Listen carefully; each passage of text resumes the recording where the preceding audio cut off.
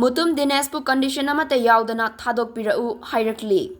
Haukiba Jungi Tang Kun Mapanda Nungbrang Makha Laikai Mutum Dinesh Apokpa Laikhidraba M Rabai Chahi Kuntra Nipan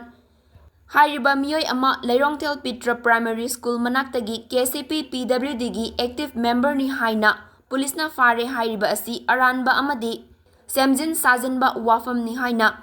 Nungbram Apunba Mayra Paibigi Maikai Fongdorakli. Mutum Dinesh Hairiba Miyoi Asi Ningel Hotonda Rehabilitation Center Chalaiduna Naha Kayabu Nisagi Ipaktagi Kannanaba Honazariba Mishak Amani Mahaki staff mga police na Fazan Kraba Matungda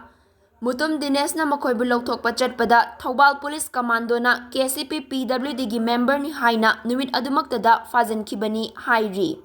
Maramasina Mutum Dinesh pu athuba matamda condition namata yaudana Thadokpiraknaba Haina Nongbram Apunba Mayra Paibigi Secretary SH Sunitina Fongdorakli.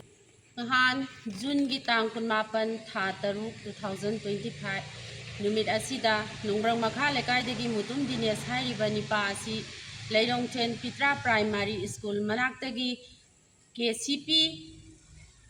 KCP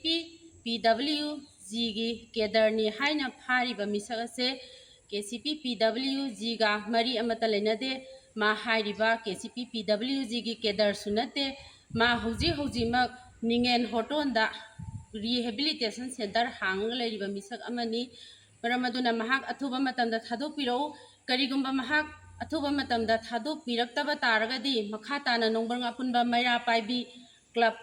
pullakanda akoi akanba khungjang kya jangchanjarkani haiba wafam asi ngasi sarkar thamjage.